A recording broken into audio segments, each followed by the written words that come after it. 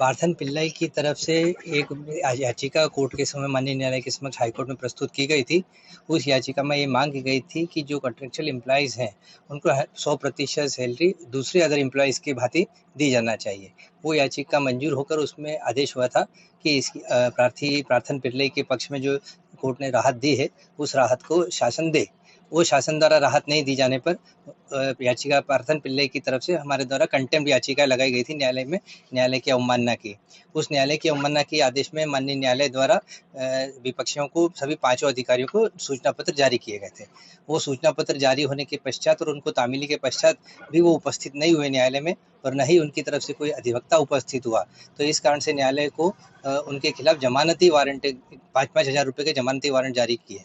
कौन कौन से ऑफिसर हैं सर, ये क्या नाम है आपके? ये इनके मोहम्मद सुलेमान जी जो उस समय के जो सचिव थे, और श्री मनीष रस्तोगी उस समय के जीएडी के प्रिंसिपल सेक्रेटरी थे, और विवेक कुमार पोरवाल जी कमिश्नर हेल्थ कम सेक्रेटरी थे, और दिनेश श्रीवास्तव डायरेक्टर हेल्थ थे, और जो एक और है RC Panika regional director health services. इन पांचों के खिलाफ 5-5 हज़ार रुपये के जमानती वारंट किए गए। सर क्या पूरा मामला था ये, और किस मामले में पूरी याचिका लगाई गई? इनकी याचिका वो 100% वेतन के लिए मांग की गई थी कि जो अन्य कॉन्ट्रेक्चुअल, ये जो याचिका करता है कॉन्ट्रेक्चुअल एम्प्लॉइज के रूप में काम कर रहे थे, और जो उसी के पद पे समान पद पे और समान वेतन पे जो काम कर रहे थे, उनके समान इनको वेतन दिए जाने की मांग कर रहे थे। इनको अभी 70%, 80% ऐसा वेतन दिया जा रहा था।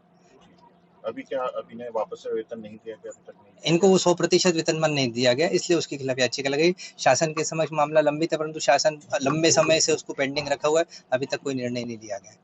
जबकि जबलपुर और भोपाल में भी इस तरह की याचिका लगी थी, और उनमें याचिका कंटेम्प्ट की याचिका लगने के बाद हमसे जुड़ने के लिए हमारे YouTube चैनल को सब्सक्राइब कर